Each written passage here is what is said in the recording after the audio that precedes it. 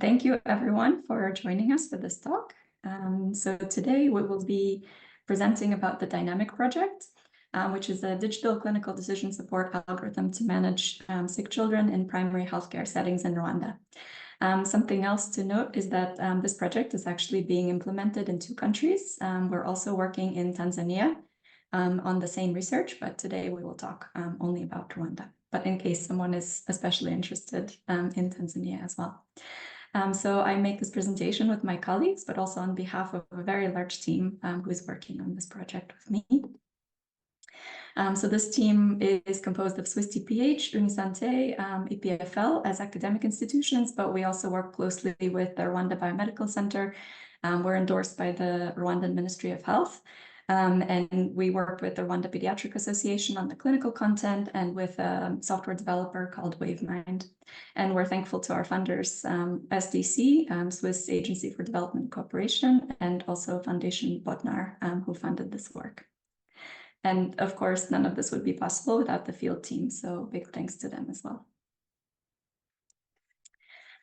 So I will go through kind of what the problem of antimicrobial resistance is, the basics of our study design, the results of the research study, and next steps, and then we will do the question and answer. So what is the problem? In the last few decades, antibiotic consumption has really skyrocketed from 8 billion defined daily doses in 2000 to 18 billion in 2015 worldwide. So as this antibiotics become more available and accessible, that at first was contributing to or helping to contribute to reducing childhood mortality, especially in low and middle income countries. But in the recent years, that decline in childhood mortality has actually stalled. And we're not on track to meet the SDG target of 25 deaths per 1,000 live births in 2030. So essentially, overconsumption of antibiotics, instead of initially helping with life-threatening conditions, is now contributing to antimicrobial resistance as well, which again is becoming a cause of mortality.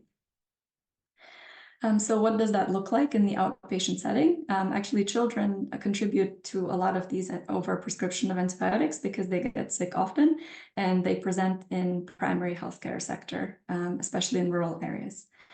So this is a health record of an 18-month-old child who has been sick 12 times. 7 times the child had a fever episode, and 11 times he was prescribed an antibiotic. This is quite a tragic situation because according to some of the prior research of our team, only about 10% of febrile episodes of children are of bacterial cause and require an antibiotic prescription. So this scenario has a lot of consequences. Antibiotics have caused side effects like diarrhea and things like that. They destroy the gut flora, compromise immunity in children, and cause antibiotic resistance. And there's a recent review that suggests that childhood exposure of antibiotics causes long-term health impacts as well later in life. And what contributes to this overprescription? There's skill and knowledge gaps among healthcare providers. There might be a culture of prescribing that could be present. There are expectations of patients, resource and infrastructure shortages, and of course, lack of diagnostics and decision support. So in this project, we focus primarily on this diagnostic and decision support gaps. So what does the intervention look like? It has a few different components. So at the center is the clinical decision support algorithm, or the application that we have developed called the MEDAL Reader. But it has other components as well. So we incorporate a point of care diagnostics and tools such as pulse oximetry, CRP test, C-reactive protein, to help distinguish bacterial and viral infections, and hemoglobin test. So notably in primary care in Rwanda, these pulse oximetry, CRP, and hemoglobin are not routinely available and used for the treatment of children, but they can be available at hospital level. And also, as the intervention package, we do a lot of monitoring and mentorship of healthcare workers using dashboards with real-time data from the application. And I'm sure Joseph and other members of the field team can tell you much more about that part. So now moving on to how this application works. So actually, before this, in the initial phases of the project, in the design phase, we had to synthesize all the clinical guidelines that are relevant for this pediatric population in Rwanda. So that's dozens of clinical guidelines that had to be synthesized, converted to the algorithm form, decision tree format, and then programmed in this application. So in order to help us to program all this complex content, we also designed a software package called the MEDAL Suite. So its two primary components is MEDAL Creator, which allows for non-software developers to draw algorithms using a user-friendly drag and drop interface, and then deploy them without software development skills in the MEDAL Reader application, which is what I'll show you next. And that's the application that the healthcare workers use in the field to help them in consultations. So the entry point into the many diagnostic algorithms that are included in this intervention are complaint categories. So the health worker can select one or more, whatever is relevant to the child. And that takes you through, it triggers all the relevant algorithms in the background. So following a normal consultation workflow, first there were some basic measurements that were taken, followed by the medical history, going through each system at a time. And as questions are answered, potentially additional relevant questions are triggered based on those inputs. So the next stage is the physical exam. So the idea is that the health worker is doing this using the application as they're conducting the consultation. So step by step, they do the certain exam, or yes, the application asks them to perform a certain task, they do it, and then they input the result into the application. So after they're done with the physical exam and medical history, then some tests are proposed, which they input the results of, and then they have a proposed diagnosis, which they can either agree or disagree. So in this case, the child has only one diagnosis, more are possible. So in this case, it's severe pneumonia. And after they agree to the diagnosis, then the next step is the medications. So for this stage as well, the medications are, all of the relevant medications are proposed. The clinician can enter the relevant formulation so that the dosing can be calculated. And at this phase 2, they can either agree or disagree the algorithm recommendation. They can also add additional things that are not proposed by the algorithm. And at the end, there's a summary of the diagnosis and the management. So in this case, it was recommended that the child should be referred because their condition is severe. So in this context, the goal of the dynamic project is to improve quality of care and promote antibiotic stewardship using an electronic clinical decision support system that helps frontline health workers to manage sick children at scale. So just to, for extra clarity, the mechanism that we anticipate for this to affect this change, one is that all of the inputs in the algorithm are mandatory. So it kind of forces the clinician to do the consultation thoroughly and conduct every step in order without skipping. Of course, they can also just select the input without doing the test, but that's highly discouraged. And the other step for the antibiotic stewardship, the additional point of care tests like CRP could distinguish bacterial and viral infections, but also just following the clinical guidelines thoroughly can by itself distinguish bacterial and viral infections as well. So in the end, by either proposing or not proposing antibiotics, it gives the clinicians reassurance in not prescribing. As you may know, in this kind of setting, because of diagnostic uncertainty, usually, sometimes clinicians may be afraid to send the child away without an antibiotic out of fear that they might get worse at home and fail to come back. So a lot of times these antibiotics are prescribed to be on the safe side. So this intervention is aimed at reducing that. So we did the study in the Western Province and Rusizi and Nyamasheke districts, which border Lake Kivu and DRC and Burundi in that area. The primary outcome is the percentage of children prescribed an antibiotic at day 0. And secondary outcomes we're going to look at, the main one is the percentage of children who are cured by day 7. And we're also going to quickly look at referrals at day 0 and also hospitalizations at day 7. The inclusion criteria for the health facilities are government primary health centers, which is actually the second level of care in Rwanda, health posts being the first level. They're very small and under-resourced usually, so the health centers are a little bit bigger and are open and staffed more consistently. Children aged 1 day to 14 years were included in the content of the algorithm and therefore into the study. And we included only the first consultation for any acute illness in the study, which means that any visits for chronic conditions, vaccinations, and routine services were excluded. We have a slightly complicated study design. So first, we had 32 health centers, which we divided based on pragmatic considerations and how the team was going to implement the project. We divided them into 3 groups. And within each group, they were broken up into half intervention and half control.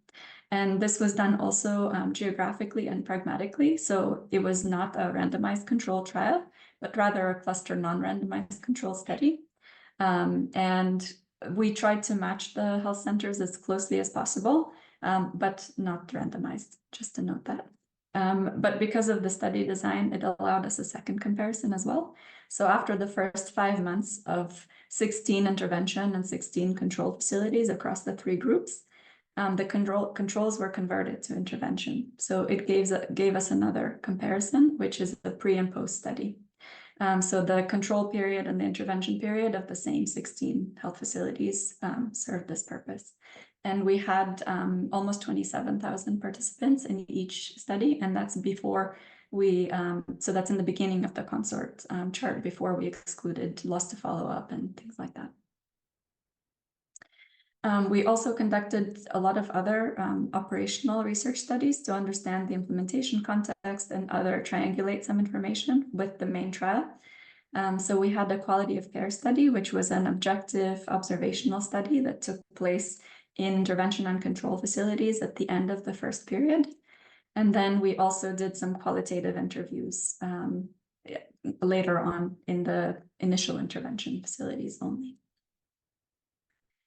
So to give you a bit of an idea of how this intervention worked in practice in the health centers, this is kind of the routine process. So a sick child usually comes with their caregiver through a routine registration desk, after which they have their consultation in the consultation room with the healthcare provider. They might go to the lab for some tests and then come back to the provider with the results. And then after a prescription is given, they go to the dispensary to pick up their medications, and then they go home. So the way the intervention was embedded in this process is that we had another registration desk that conducted screening, informed consent, and registration of patients specifically for the study. In the routine control arm, or when the health center served as their control period, they still had a tablet, which had an electronic case report form where they entered lab results, diagnosis, treatment, and management, but they were provided no decision support. They conducted all their routine lab tests as usual and prescribed as usual as well. In the intervention arm, there was, of course, the algorithm that was in the tablet, as you saw earlier. There were additional lab tests provided to the laboratory, and in both arms, there was a phone call to the caregiver 7 days later to find out if the child was cured and if they were hospitalized. So essentially, the registration and the phone call was identical in both arms. So then for the outcomes of the main study, as I mentioned earlier, there was either the ECRF or the algorithm in the tablet for the healthcare provider, and they recorded antibiotic prescription and referral status. So these are self-reported outcomes. And something to note is that these are affected by whether or not the healthcare provider used the app or not. So we did not mandate that they have to use it for every consultation. So they had a choice. For example, if the clinic was too busy and they didn't have time, they could put it aside and not use it for those few patients at that time. And for those patients, we did not have these outcomes like antibiotic prescription or the referral status. For the day 7 call, we asked the parent of the child whether they're cured or improved. And we asked them if they were hospitalized between day 0 and day 7. And this metric, of course, is affected by loss to follow-up. So if we couldn't reach them, then we couldn't obtain these outcomes. So then when we're talking about complete cases, it's those children who had the application used for their treatment. So they had a complete case at the health facility, as well as the outcome was obtained at day 7. I also mentioned the quality of care study, which was more objective. So as we just talked about, this was self-reported outcomes by the healthcare providers.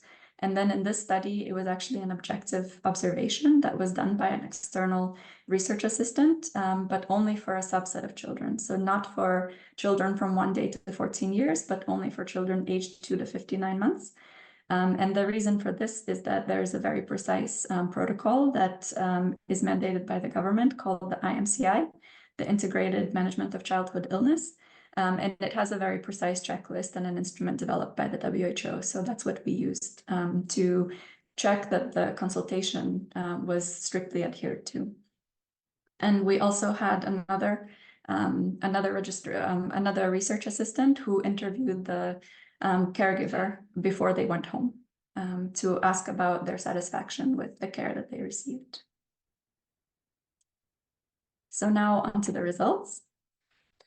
So for the cluster non-randomized controlled study, we saw a reduction in antibiotics from 70.5% to 24.5%. So that's an absolute difference of 46%.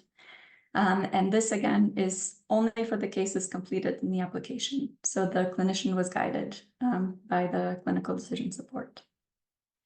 And for the clinical failure at day 7, we saw 12.8% in the control arm and 14% in the intervention arm.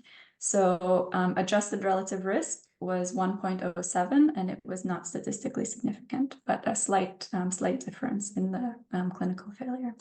And again, this is a cluster non-randomized controlled study. So we actually did see that there was some bias in the way that we allocated patients to the intervention and the control arm, especially with our ability to collect the day 7 outcome.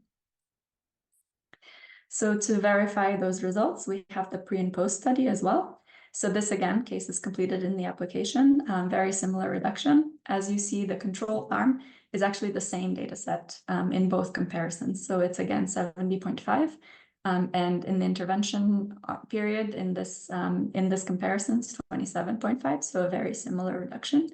And in this case, we also see a difference in relative risk, but adjusting for all the covariates, the relative risk is 1. So no significant reduction in clinical failure at day 7. So here we wanted to triangulate because of the self-reported nature of the outcome, like I described. We wanted to triangulate this antibiotic prescription to see is it realistic or is it really prone to underreporting by the healthcare providers? So the first, and this could only be done for children 2 to 59 months old because we had the results of the quality of care study, which was objectively observed. So the first graph is the same as, this is for the cluster non-randomized control study. It's the same number that you saw essentially here, except for the subgroup of children 2 to 59 months old. So we have 73.6% antibiotic prescription versus 23.3%. If we do a very conservative interpolation, so basically we assume that each child who was not seen with the application was prescribed an antibiotic in both control and intervention arms, then we see that it increases to 81.4% and about 41.1%. And then if we look at the quality of care study, we see very similar results, actually, that in the control arm, it's 76.7, and in the intervention, it's 39.7%. So our reduction in antibiotics is somewhere between 23.3% and 39.7% likely. in this population. So another findings that we had for the quality of care study is we looked at how consistently the clinicians perform the consultation. So these are just different stages of the consultation. So assessment of danger signs, main symptoms, measurements, and counseling as a subset, just to show an example. So in green is the prevalence of doing those tasks in the control arm, and purple is intervention arm. So we see that things are done more consistently in the intervention arm throughout the spectrum of conditions. Some things are already done relatively well, like assessment of the primary concerns like fever and cough are already well done in the control arm. Same with the assessment, measurement of temperature. But some things, on the other hand, are still not well done, even with the guidance of the application. Like, for example, whether or not the child is lethargic is still only assessed about 20% of the time, even with the application. So some room for improvement.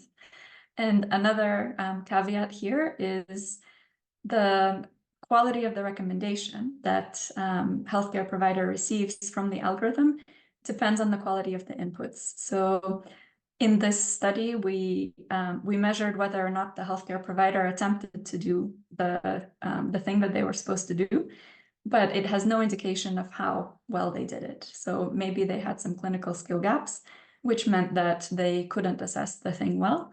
And in that case, the input into the algorithm could be wrong. Like, for instance, if they're supposed to assess conjunctival pallor and they tried to look in the child's eyes and they didn't see it, and they answered no, it doesn't mean that it wasn't present, essentially.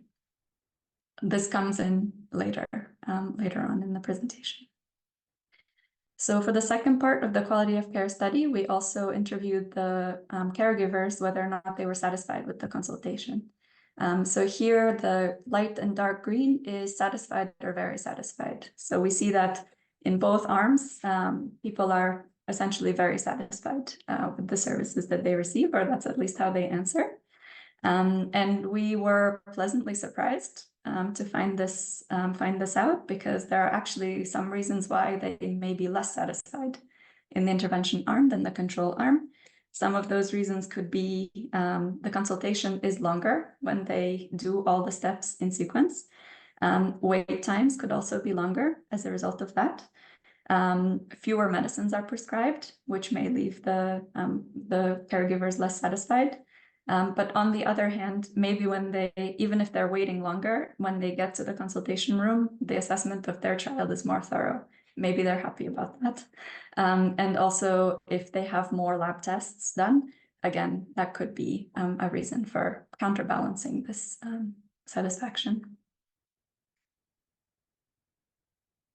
So this is an exploratory analysis of referrals and hospitalizations. So we don't have the power and the sample size to assess this very systematically, but there are some very interesting trends that I wanted to bring up.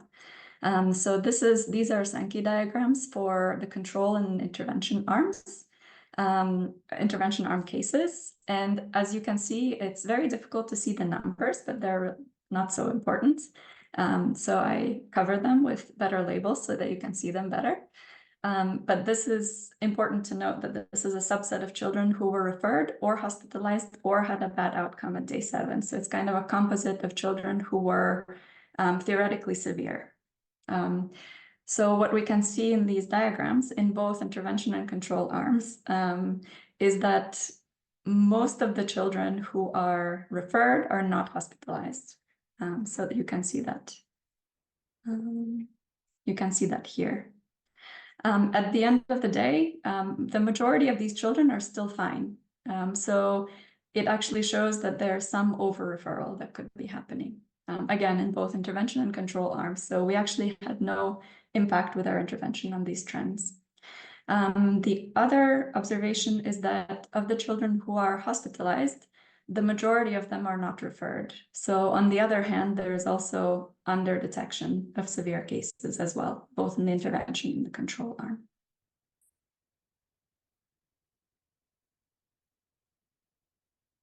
So one other point that I wanted to discuss was of these hospitalizations, especially in the intervention arm. Upon closer look at them, it's actually the application for a small, about 30% of them, the application did detect the child was severe and recommended the referral, but the clinician decided not to refer, either on his own judgment or because the parent could refuse as well. We had such cases. The other circumstance that was possible is that at the diagnosis stage, the child received a severe diagnosis, but the clinician didn't think that it was that severe, so they rejected the severe diagnosis. And in that case, the referral recommendation didn't show. Again, it accounts for part of this. So it could make if the recommendations of the application were perfectly adhered to, it could partially account for this and decrease the fraction of children who are hospitalized but not referred. But it doesn't account for all of them. Again, it's only about 30%. So onto the few qualitative results that we wanted to share. So feedback from the nurses is largely positive. So the project is really a full package. When we have the tablet, we follow all the guidelines. We used to prescribe 2 or 3 different medicines to children, but now prescriptions are better aligned with the diagnoses, is what they felt. But on the other hand, there are also challenges. The nurses are not enough for the number of patients, and we often don't get enough time to use the tablet on all patients. The feedback from patients was also either neutral or positive. So some do note that during the consultations, nurses now do more exams and take longer to ask more questions about the child's sickness. And I feel like the treatment is better matching the disease that my child has. And we also had some feedback from the health facility managers. This one in particular felt that they did prescribe too many antibiotics in the past to children who didn't need them, but now there's a visible decrease. And also they used to spend a lot on medicines because they were overabused, but managing the stock of medicines is now easier. So the key messages, one is using the algorithm during outpatient consultations in Rwandan health centers reduces antibiotic prescription from over 70% to somewhere between 25 and 40% without significantly affecting the cure rates. Key message 2 is that quality of care, as defined by adherence to protocol, improves, but gaps in staffing and clinical skills persist, compromising the quality of data inputs into the app and subsequent algorithm recommendations. So here is where people are doing the steps that they're supposed to do, but how well they're doing it is still potentially having a consequence that could be addressed. And there are significant challenges that remain with identification of severe cases for the nurses, but also with the referral process to higher level of care for the patients. So what's next? We are working closely with the government on addressing some of the challenges that we've seen. The first challenge is closing these gaps in clinical skills and also the training burden. Once the project ends and our team is no longer present, as new health workers come into the health facilities, they will need to be trained. So we are developing e-learning materials to facilitate this training of new nurses, but also to refresh the skills of existing nurses. We had one small study that objectively assessed how well the clinicians were doing the measurements that they were supposed to do. So this is an example of MUAC.